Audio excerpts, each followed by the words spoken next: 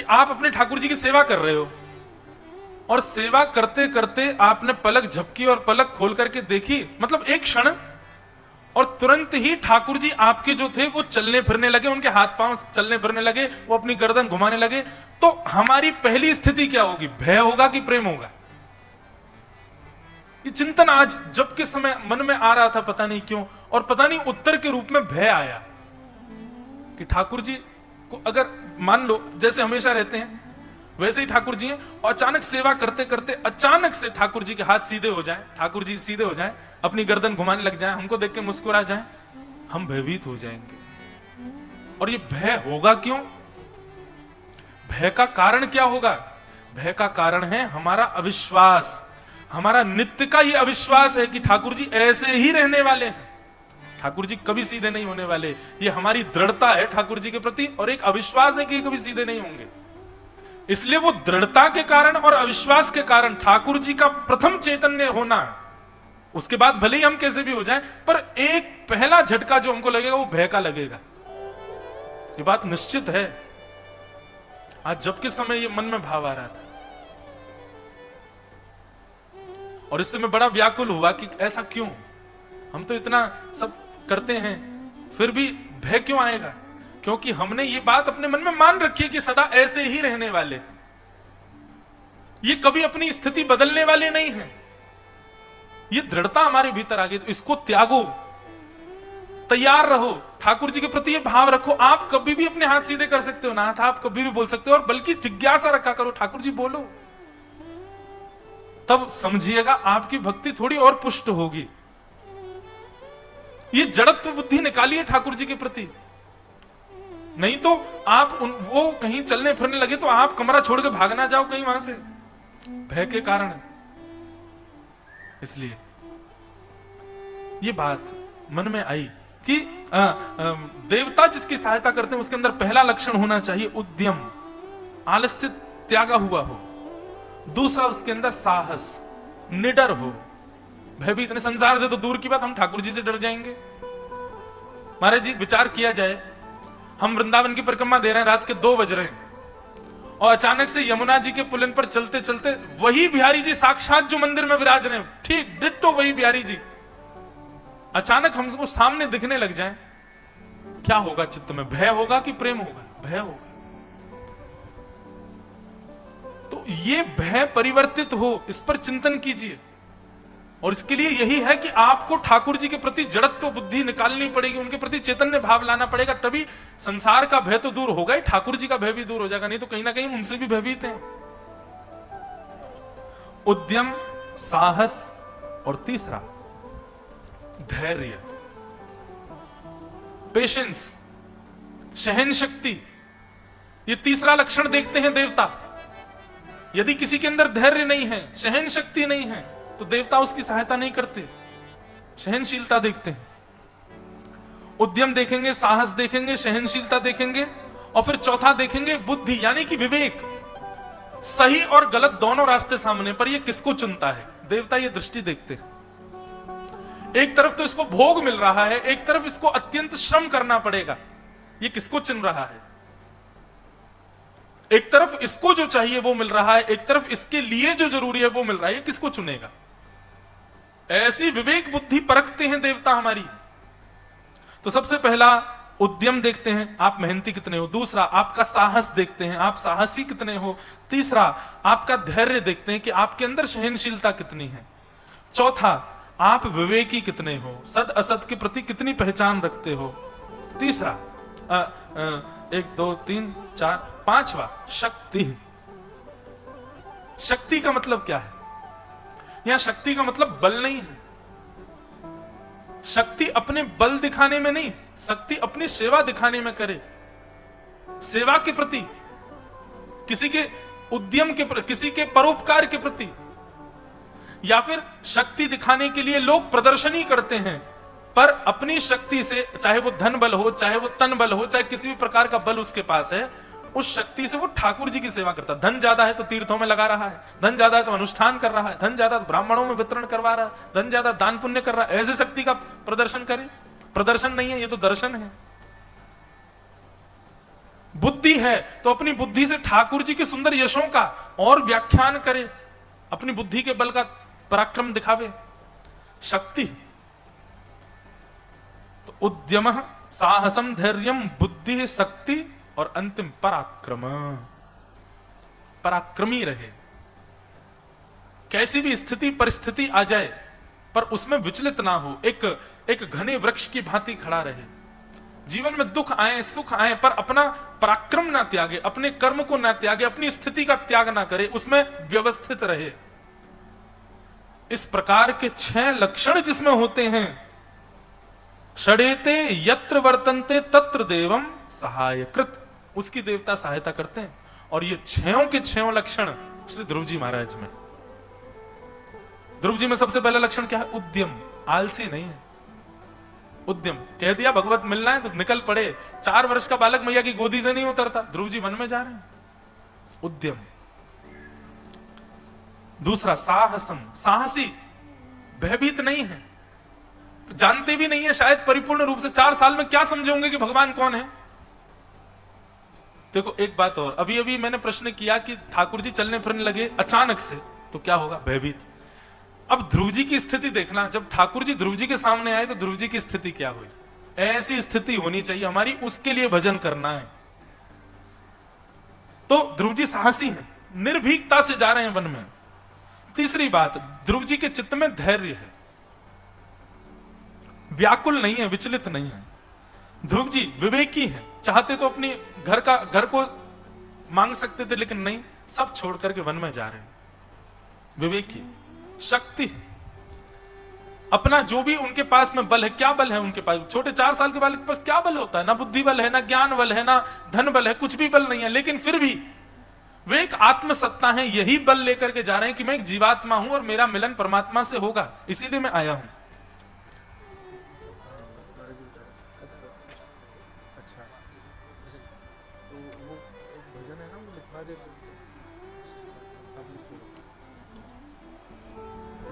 क्या बता रहा था मैं? कहां था? जल्दी याद दिलाओ। हैं? कहां पे? विवेक। हाँ, शक्ति।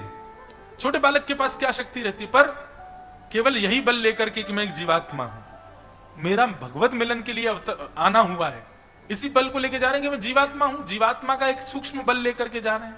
और पराक्रम, पराक्रमी है, निडर है, वो अपने स्थान से च्युत होने वाले नहीं है, चाहे कुछ भी हो जाए। अब उनके अंदर ये पूर्ण विश्वास है कि मुझे मिलके ही लौटना है भगवान से, नहीं तो आऊंगा नहीं लौट के। ये 6 लक्षण देख करके श्री नारद जी महाराज ने मन बनाया कि इस बालक से मुझे मिलना चाहिए। ये 6 लक्षण युक्त व्यक्ति हो जाए, उसके देव सहायक बनते हैं। फिर नारद जी महाराज प्रकट हो गए। प्रकट होकर के कहा, ध्रुव जी, अब कथाक्रम जल्दी कह देता हूं। नारद जी महाराज ने ध्रुव जी महाराज से पूछा, तुम वन में क्या कर रहे हो, वन में क्यों आए हो? ध्रुव जी महाराज ने बात बताई। नारद जी ने पहले प्रलोभन दिया, जाओ घर लौट जाओ, लेकिन ध्रुव जी नहीं गए। और ध्रुव जी के चित्त में यह भावना आई कि मेरी मां कहती हैं कि ठाकुर जी से पहले नारद जी मिलते हैं, कहीं आप नारद जी तो नहीं है? ध्रुव जी ने जैसे सुना कि अरे बालक तो बहुत जानकार है, श्री ध्रुव जी महाराज को एक सुंदर मंत्र प्रदान किया। भगवत प्राप्ति के लिए ध्रुव तुम्हारी सहायता करेगा। कि नमो भगवते तुभ्यं वासुदेवाय धीमहि प्रद्युम्नाय निरुद्धाय नमः शंकर्षणाय च। ओम नमो भगवते वासुदेवाय। ध्रुव जी महाराज को ये 12 अक्षर मंत्र प्रदान कर दिया। ध्रुव जी महाराज नारद जी से उस 12 अक्षर मंत्र को लेकर के वन की ओर प्रस्थान कर गए। मधुवन में जाकर के श्री ध्रुव जी ने भगवान का भजन प्रारंभ किया। और कैसे भजन कर रहे हैं ये सुनो। तिरात्रांते तिरात्रांते कपित्थ बदरासन आत्मवृत्त्यनुसारेण माशं निश्चयं हरिम्। प्रथम महीना प्रारंभ हुआ। बंधुओं, व्रत कैसे करना चाहिए ध्रुव जी से सीखो। व्रत का मतलब क्या होता है? मैं अपनी सुख की स्थिति का त्याग कर रहा हूं। क्यों? मुझे ये चाहिए, इसलिए व्रत होता है। मैंने बताया ना, अनुष्ठान में हम क्यों ऐसा वेश धारण, इसके पीछे ये भी है कि हम ठाकुर जी से कह रहे हैं, ठाकुर जी हमारे अंदर ये कामना है, इस कामना की पूर्ति करो, नहीं करो तब तक हम ऐसे ही रहेंगे। ये भाव होता है व्रत के प्रति, अनुष्ठान के प्रति। लेकिन हमारा तो एक ही व्रत है, हमारा तो एक ही अनुष्ठान है कि हमें नंद नंदन बस एक बार दर्शन दें, एक बार अनुग्रह करें, कृपा करें हमारे ऊपर, ठाकुर जी मिल जाए हमें। उसी के लिए हम सब ये क्रम कर रहे हैं।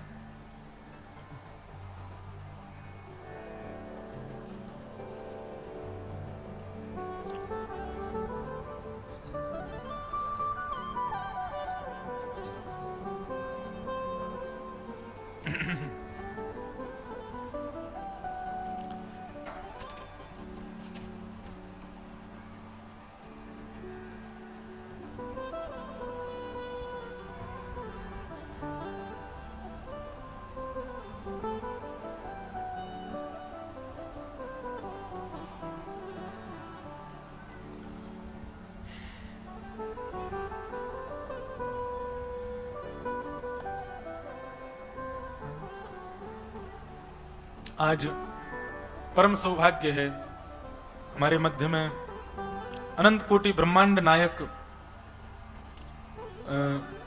श्री दत्त भगवान के ही द्वितीय अवतार श्री अक्कलकोट निवासी श्री स्वामी समर्थ की पादुका हमारे मध्य में पधार रही हैं। उनका आगमन अभी होगा कथा के मध्य में, और जब पादुका जी पधारेंगी हम आप सब लोग बड़े प्रेम और भाव से कीर्तन करेंगे। कीर्तन करते हुए उन पादुका जी का स्वागत करेंगे।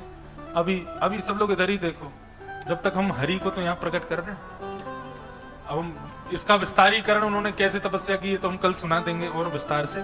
श्री ध्रुव जी महाराज ने 4 महीने तक खूब बढ़िया तपस्या की। 5वें महीने में जब अपनी प्राण वायु को भी एकाग्र कर लिया, प्राण वायु के एकाग्र करते ही श्वास लेना बंद कर दिया। जब भगवत मिलन के लिए इतनी व्याकुलता उनके चित्त में आ गई कि नहीं नाथ, अब तो मैं श्वास भी नहीं लूंगा अगर आप नहीं आए तो।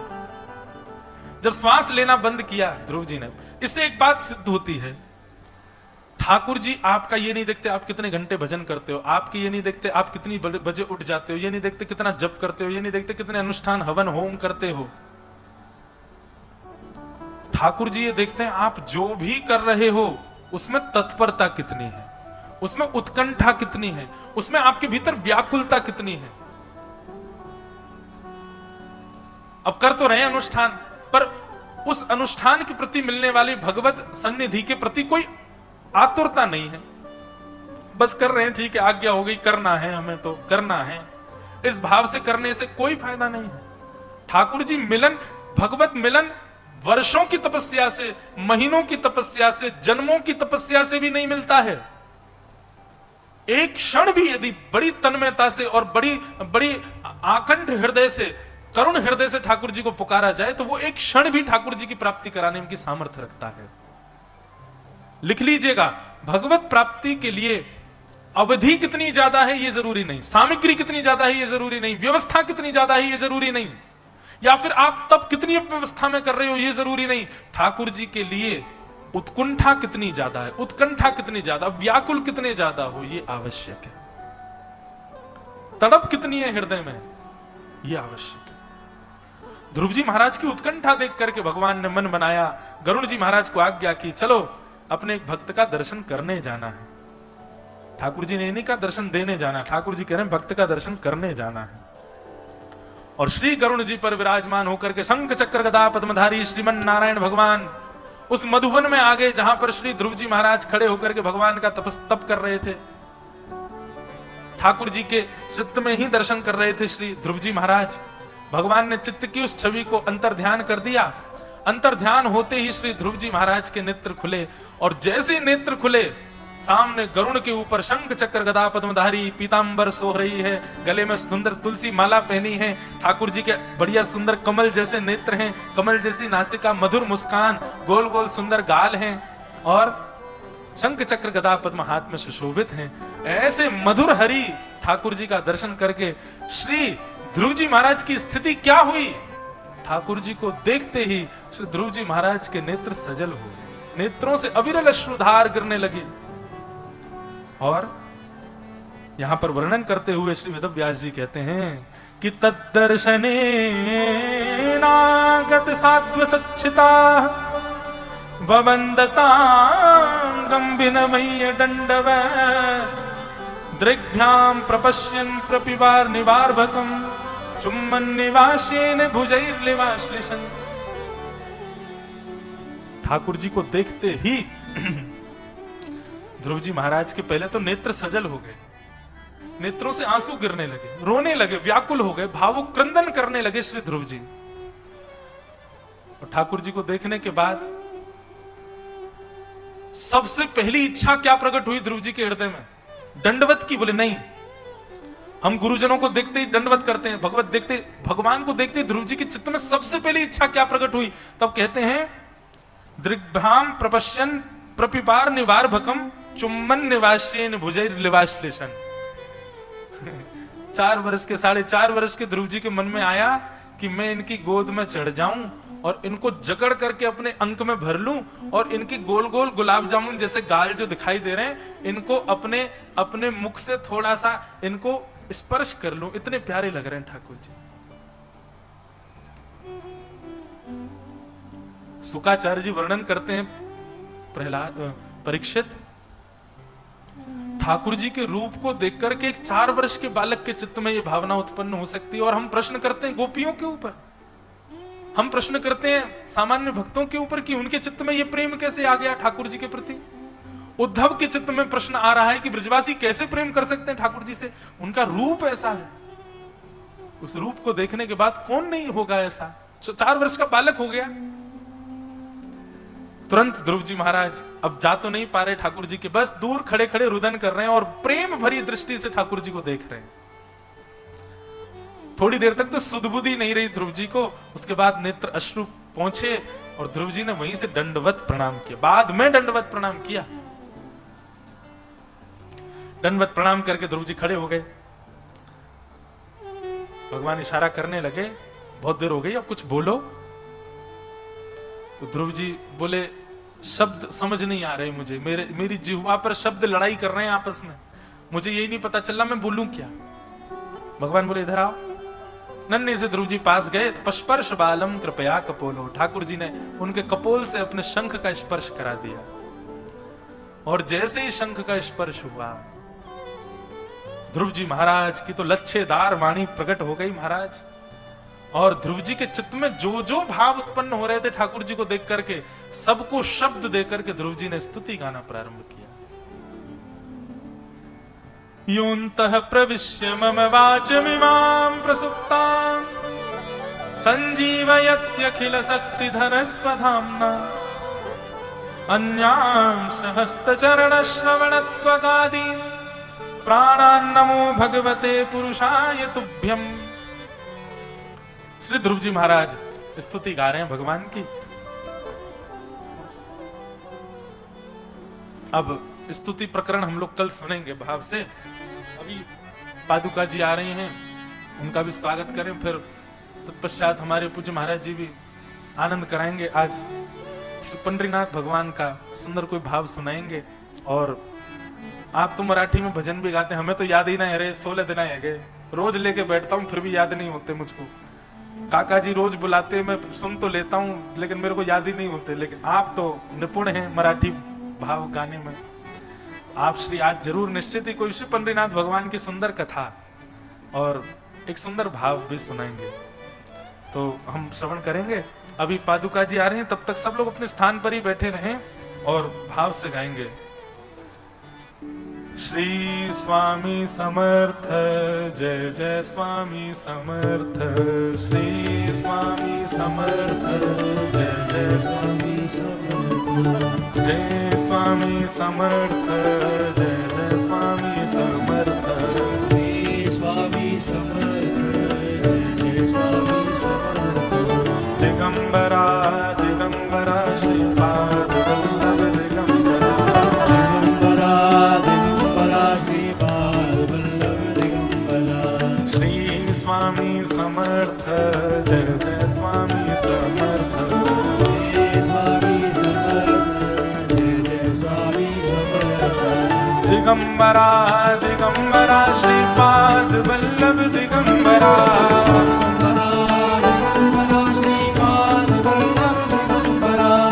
श्री स्वामी समर्थ जय जय स्वामी समर्थ श्री स्वामी समर्थ जय जय स्वामी समर्थ दिगंबरा दिगंबरा श्रीपाद वल्लभ दिगंबरा दिगंबरा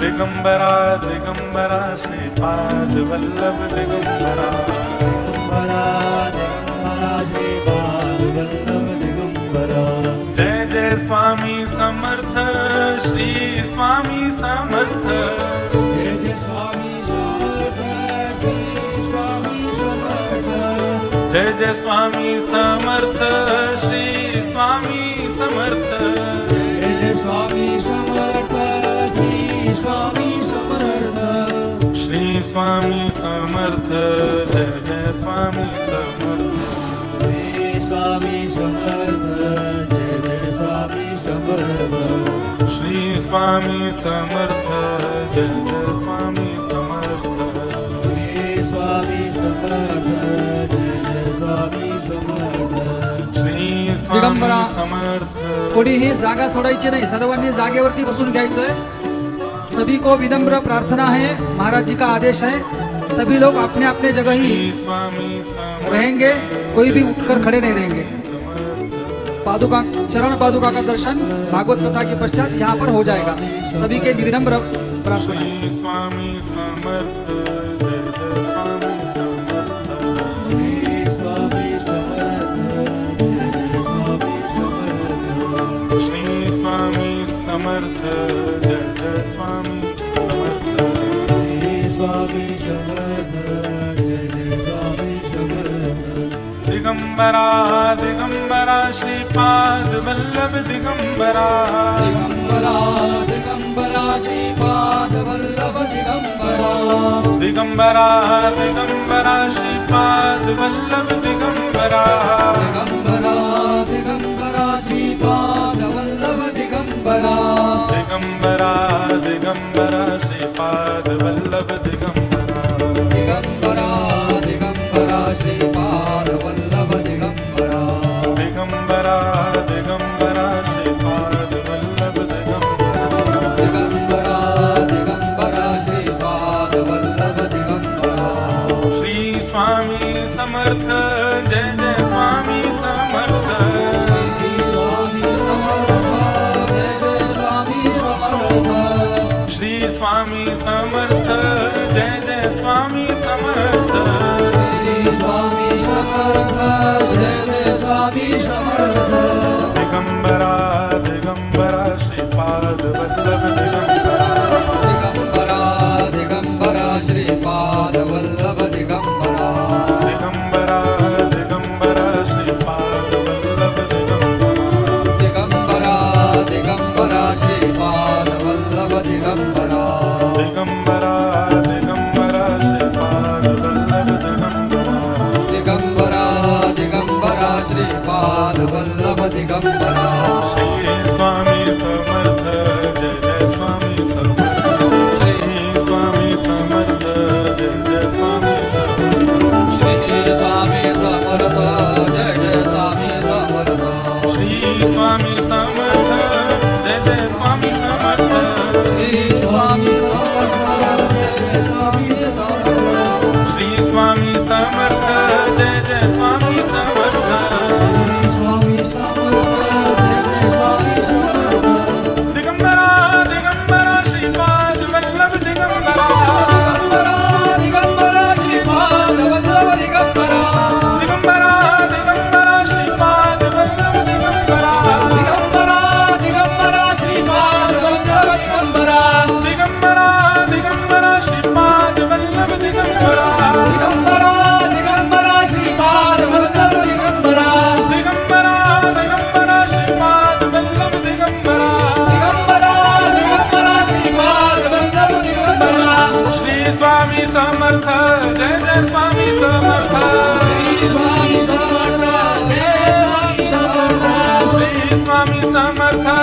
जय स्वामी समर्थ श्री स्वामी समर्थ जय जय स्वामी समर्थ श्री स्वामी समर्थ जय जय स्वामी समर्थ श्री स्वामी समर्थ जय जय स्वामी समर्थ श्री स्वामी समर्थ जय जय स्वामी समर्थ श्री स्वामी समर्थ जय जय स्वामी समर्थ दिगंबरा दिगंबरा श्रीपाद वल्लभ दिगंबरा दिगंबरा दिगंबरा श्रीपाद वल्लभ दिगंबरा दिगंबरा श्रीपाद वल्लभ दिगंबरा दिगंबरा सर्वांना प्रार्थना आहे खाली बसून घ्या सर्वजण खाली बसून घ्या दिगंबरा दिगंबरा श्रीपाद वल्लभ दिगंबरा दिगंबरा श्रीपाद वल्लभ दिगंबरा दिगंबरा दिगंबरा श्रीपाद वल्लभ दिगंबरा दिगंबरा दिगंबरा श्रीपाद वल्लभ दिगंबरा दिगंबरा दिगंबरा श्रीपाद वल्लभ दिगंबरा दिगंबरा दिगंबरा श्रीपाद वल्लभ दिगंबरा दिगंबरा दिगंबरा श्रीपाद वल्लभ दिगंबरा दिगंबरा दिगंबरा श्रीपाद वल्लभ दिगंबरा दिगंबरा दिगंबरा श्रीपाद वल्लभ दिगंबरा दिगंबरा दिगंबरा श्रीपाद वल्लभ दिगंबरा दिगंबरा दिगंबरा श्रीपाद वल्लभ दिगंबरा दिगंबरा दिगंबरा श्रीपाद वल्लभ दिगंबरा दिगंबरा दिगंबरा श्रीपाद वल्लभ दिगंबरा दिगंबरा दिगंबरा श्रीपाद वल्लभ दिगंबरा दिगंबरा दिगंबरा श्रीपाद वल्लभ दिगंबरा दिगंबरा दिगंबरा श्रीपाद वल्लभ दिगंबरा दिगंबरा दिगंबरा श्रीपाद वल्लभ दिगंबरा दिगंबरा दिगंबरा श्रीपाद वल्लभ दिगंबरा दिगंबरा दिगंबरा श्रीपाद वल्लभ दिगंबरा दिगंबरा दिगंबरा श्रीपाद वल्लभ दिगंबरा दिगंबरा श्रीपाद वल्लभ दिगंबरा दिगंबरा दिगंबरा श्रीपाद वल्लभ दिगंबरा दिगंबरा दिगंबरा श्रीपाद वल्लभ दिगंबरा दिगंबरा दिगंबरा श्रीपाद वल्लभ दिगंबरा दिगंबरा दिगंबरा श्रीपाद वल्लभ दिगंबरा दिगंबरा दिगंबरा श्रीपाद दिगंबरा दिगंबरा श्रीपाद वल्लभ दिगंबरा दिगंबरा दिगंबरा श्रीपाद दिगंबरा दिगंबरा श्रीपाद वल्लभ दिगंबरा दिगंबरा दिगंबरा श्रीपाद वल्लभ दिगंबरा दिगंबरा दिगंबरा श्रीपाद वल्लभ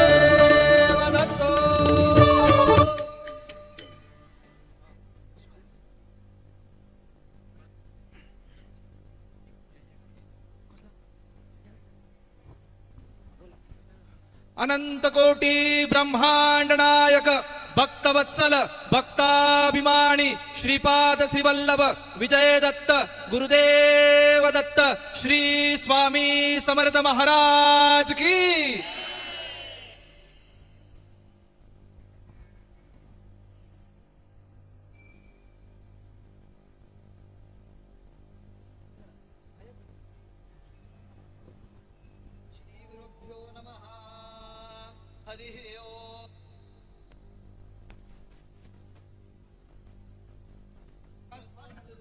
व्यजेतर नरवणा स्वस्ति पूषा सूरो दधातु न स्वस्ति